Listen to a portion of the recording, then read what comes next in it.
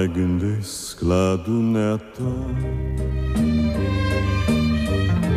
care ai trecut ca o vacanță prin ploaia rece de romanță. Și vreau să-ți spun ceva. Mă mai gândesc la dumneata,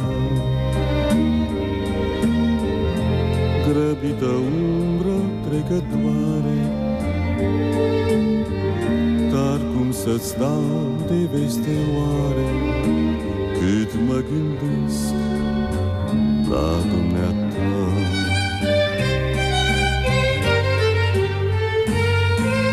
Văd prin oraș, pași lângă pași, pe asfaltul frunzelor de aramă,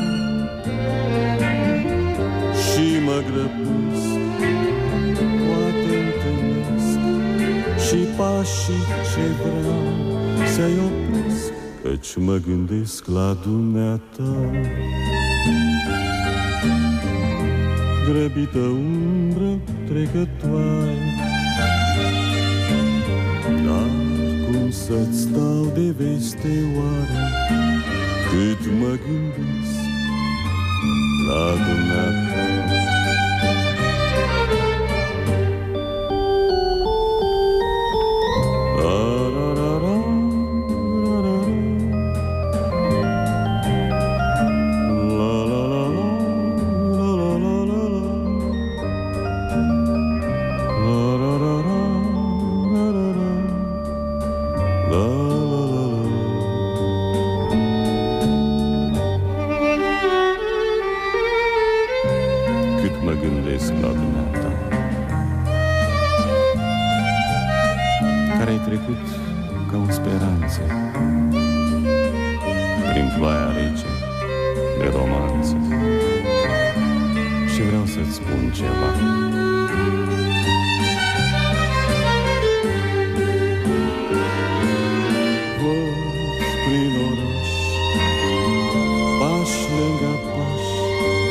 Asfaltul frunzelor